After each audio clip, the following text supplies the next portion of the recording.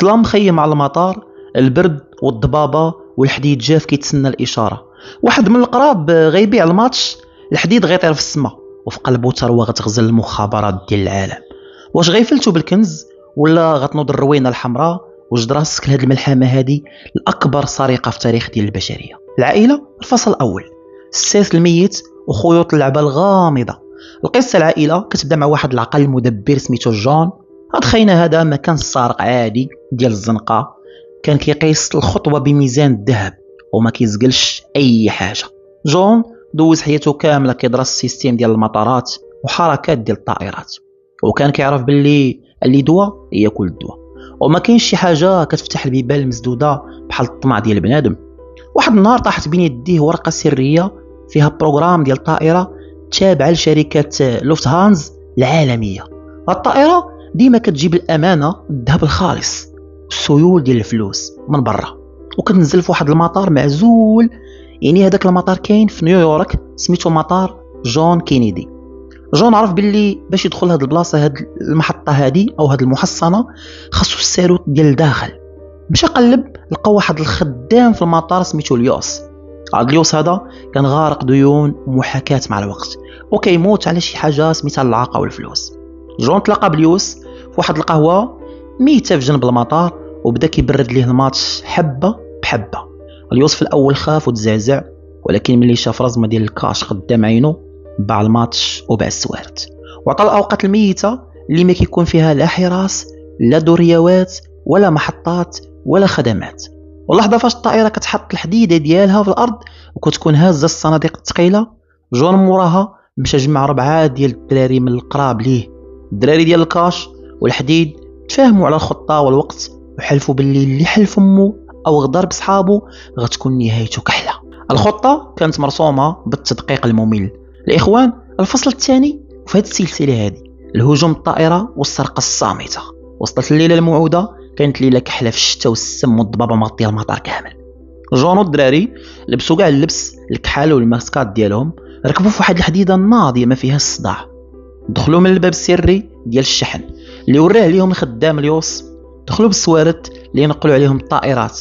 يلا حطات المحركات ديالها باقيين سخان كيصفروا فرمشة عين، وبلا ما يديروا صداع طلعوا الطائرة وقبضوا على المسؤولين الشحن والشيفور. هادوك تبلبلوا وما قدروا يديروا حتى ردة فعل، حيت المباغاة ديالهم كانت صدمة. الدراري كانوا مدربين بحال النمل، جابوا الطيوات وبداو كيهزوا في الصناديق الذهب بحال البرق. وخا الصدر ديال الطائرة في أقل من 10 ديال الدقائق. الحديد كان ثقيل، ولكن الطمع كان كيعطيهم قوة خيالية. جمعوا أزيد من 5 ملايين دولار ديال الكاش والذهب الخالص. الشيفور بقى كيرجف وما قدرش يتحرك من بلاصتو.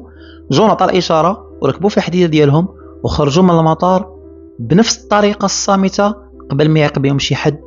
بلي الصناديق طاروا ملي جاو الحراس ديال الدولة أو ديال الدورية، مور نفس ساعة لقاو المسؤولين مربوطين والصدر ديال الطائرة خاوي، والأمانة غبرات الإخوان في وسط الظلام والضبابة. الفصل الثالث الإخوان، هنا العائلة ناضت الروينة الحمراء في العالم كامل. السيستم تبلبل، المخابرات الأمريكية ال FBI تبلبلوا وداروا حالة الطوارئ القصوى.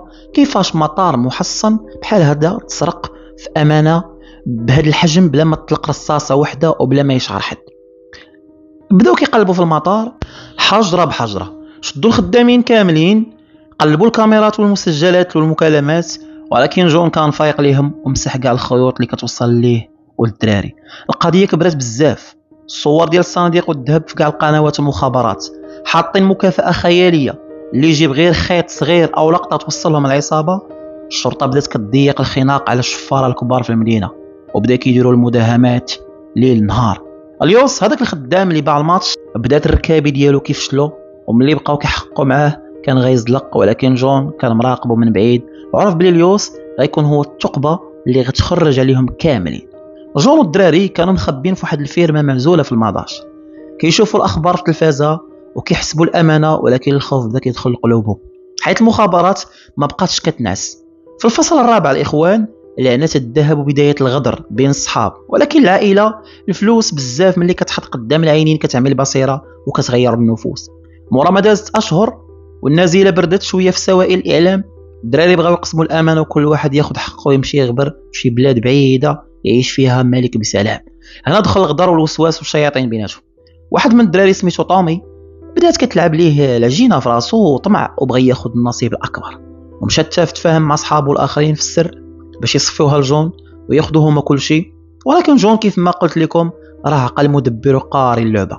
قبل ما تبدا عاقب التحركات ديالهم وحس بالدفء تبدل بيناتهم.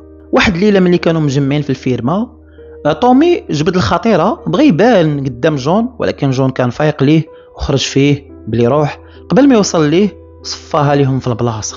اللعنه ديال هاد الذهب بدات كتاكل في العصابه واحد بواحد، واللي طمع كيمشي فيها والروينه كتحيد من جديد. جو لقى راسو وسط دوامه ديال الغدر وعرف باللي ما بقى لا امان حتى شي واحد، وحتى الخدام الويس سمع باللي الامن شدوه وبدا كيعترف بكل شيء تحت الضغط. الفصل الخامس الاخوان، الهروب الكبير وسط الذهب المدفون. جون دابا بقى بوحدو، لقى راسو مطارد من المخابرات من القراب ليه اللي بقاو حين وبغاو ينتقموا منه. هز كاع الصناديق والذهب اللي بقى ودارهم في واحد الشاحنه صغيره وتوجه لجهه البحر في الليل. عاصفه بحال هادي اللي كتسمعوا فيها هاد الامواج دابا. قرر يدفن النصر الكبير ديال الذهب في واحد البلاصه مهجوره تحت الرمله حدا الصخور اللي ما كيوصل ليها حد، وهز معاه غير الكاش والقطع الصغيره اللي تعيش بدل الملامح ديال وجهه عند شي ناس الامانه، وزور الاوراق ديالو وركب في شي باطو ديال السلعه وهرب لشي بلاد بعيده في امريكا. المخابرات ملي وصلت الفيرما لقاو غير الدخان والروينه، وجون غبر بحال الا ما عمر خيالو داز من تما. تا النهار ديالنا هذا وباقي السر الطائله الذهب ولوز الثروه المدفونه حدا البحر محير العلماء والمخابرات. وجون عاش حياته بسميه جديده، ولكن عاش ديما في المجهول حيت الفلوس ديال الغدر عمرها كتمر. ندوزو للقصه الثانيه الاخوان. السكه غارقه في الظلام والقطار جاي كيجري مطوق بامان الدوله، ولكن في لقطه وحده كلشي غيحبس، الضوء الاحمر غيشعل والقطار غيوقف في الخلا وثروه خياليه غطير في رمشه عين. واش هاد المره غيفلتوا بجلدهم ولا غتغنوض الروينه الحمراء؟ وجد راسك الاكبر سرقه في السكه ديال التران. الاخوان الفصل الاول، السكه الميته والعقل اللي خطط في ظل القصه العائله. هاد المره هادي كتبدا مع واحد خينا سميتو بروس. هاد بروس هذا كان كيشوف القطارات اللي دايزين ماشي بحال الناس، كان كيشوفهم عباره عن صناديق ديال الفلوس كتحرك فوق السكه. طاحت عينيه على واحد البروغرام ديال القطار البريد الملكي. هاد القطار هذا كان كيهز كاع الامانات والفلوس والذهب اللي غادا لندن. بروس عارف باللي اللي دواء ياكل الدواء وما يمكنش يدير هاد العمليه بوحدو. مشى جمع عصابه فيها 15 ديال الناس كلهم دراري عندهم القوه والسرعه وقاصحين. بقاو شهور وهما كيدرسوا السكه وفين كيوقف القطار وفين كيكون النقطه الميته اللي ما فيهاش تغطيه ولا البوليس. لقاو باللي احسن بلاصه هي واحد القنطره معزوله في الخلا سميتها قنطره بريدغو. الخطه كانت هي يتحكموا في السيستم ديال الاشارات ديال السكه ويبدلوا الضوء الاخضر بالضوء الاحمر باش الشيفور يوقف القطار ويعرف باللي كاين شي عطاب. هنا الاخوان ليله الضوء الاحمر وسط الصامت في ليله كحله ما فيهاش قمر، وقفوا الدراري في الخلا قدام القنطره كل واحد شد بلاصتو. القطار جا كيجري وسط الظلام وملي قرب للقنطره بروس غطى الضوء الاخضر بصاك كحل وشعل الضوء الاحمر بلقمه ديال الحجرات البريد اللي هو صوبها الشيفور ديال القطار. شاف الضوء الاحمر ضرب، وقف الفران، وقف الحديده، وقف القطار. في هذيك اللقطه هبط المساعد ديال الشيفور باش يشوف مال الضوء شعل. يلا حط رجليه في الارض. الدراري مقنعين طلعوا القطار في رمشه عين وهدوا الشيفور والعمال اللي داخل بلا ما يخلوهم يديروا شي حركه. القطار كان فيه كاع الصناديق ديال الفلوس القديمه والجديده والذهب بداو كيهزوا في الاكياس بحال النمل، وخواو البلان كامل في اقل من 20 دقيقه، وهزوا ازيد من 2.6 مليون جنيه استراليه اللي كتعادل ملايين الدولارات دابا. ملي هربوا العصابه بالحديده ديالهم خلاو العمال مربوطين مورا الساعه. يلا قدر واحد منهم يفك راسو، عيط البوليس، استمرت الروينه الحمراء في البلاد كامله. المخابرات والشرطه داروا استنفار كبير وتعبيرات هذه سرقه القطار الكبرى في التاريخ البشريه. وبروس والدراري كانوا ذكيين، مشاو للمدينه، مشاو نيشان في واحد الفيرما معزوله شراوها قبل العمليه بسيمانه تقريبا، وسميت الفيرما. بقاو تما كيقسموا الامانه وكيتصنتوا الاخبار في الراديو والبوليس كان كيقلب عليهم. الدنيا في كاع المحطات والمطارات والمخابرات حطات كاع الامكانيات وبداو كيقيسوا الاثار حجره بحجره، ولكن العصابه كانت مخبيه في ظل وبان لهم اثار في الايام الاول. ولكن العائله ديما كاين خيط صغير كيخربق اللعبه كامله. العصابه ملي قرروا يهربوا ويخويو الفيرما حيت البوليس بداو كيقربوا، تفاهم مع واحد خاينه باش يصبغ الفيرما ويمسح كاع البصمات. هاد الخاينه طمع خدا الفلوس وما دارش خدمته. وملي جاو من المخابرات للمكان لقاو الفيرما خاويه، ولكن لقاو لقطه واحده خربقات كلشي وفيها البصمات الحقيقيه ديالهم كاملين. المخابرات عرفوا ان العمليه قربوا يوصلوا لهاد السارقين هادو. كاين اللي شدوه في الطريق وكاين اللي يقدر يهرب بجلدو بالفلوس لبراد البلاد بحال البرازيل. بروس لقى راسو مطارد حياته كامل ولا ندير الفلوس. تبات بلي واخا دير اذكى خطه ديال الغلطه صغيره كتخرج فيك لي روح. الاخوان ندخلوا للقصه الاخرى ان شاء الله. الخزنه محصنه تحت الارض بسبعه ديال الطبقات ديال الامان فيها اشعه الليزر، والكاميرات كتقيس حتى النفس والبواب ديال الحديد اللي في الميزان. ولكن واحد العقل مدبر غيدخل وسط هذا السيستيم بحال الخيال وغيطير بالمليارات ديال الالماس بلا ما يستعمل انذار واحد. واش غيفلت بالكنز ولا غتنوض الروينه الحمراء كيف ديما؟ وجد راسك لهاد القصه هذه. الثعلب الايطالي ودراسه السيستيم المعقد.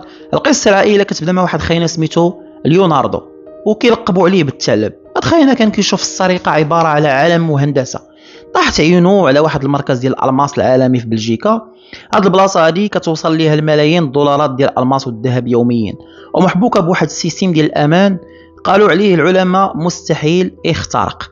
ليراندو عرف باللي اللي دواء ياكل الدواء، وباش يدرس البلاصه خاصو يدخل ليها شرعا، ماشي مكتوب وسط المركز على اساس انه تاجر ماس ايطالي كبير. وبقى تما لمده 3 ديال السنوات كيدخل وكيخرج وكيشوف الحراس وكيقيس الخطوه وصاوب كاميرا صغيره.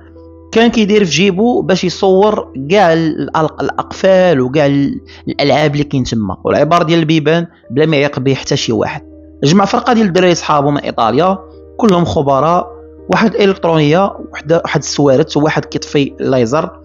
الفصل الثاني الاخوان السحر الاعمى واختراق المستحيل في نهايه الاسبوع. ملي كيكون المركز ساد والحركه ميته بدات الخطه. ليوناردو والدراري دخلوا المركز وتخباو لداخل قبل ما يسدوا البيبان وهبطوا للطبقه السفليه فين كاين الخزنه الكبيره. تما كان ليزر حراري كيقيس اي حركه، ولكن الخبير ديال الالكترونيات دار عليه واحد البلان ذكي بزاف. غطى المستشعرات مثبته الشعر سبراي باش السيستيم يتبلوكا وما يخدمش. موراها مشاو البيبان الكبرى ديال الحديد اللي فيه كود سري والسوارت مغناطيسي. ليراندو كان ديجا نقل الساروت بقالب ديال الشمع فاش كان تما فتحوا الباب ودخلوا وسط المغامره.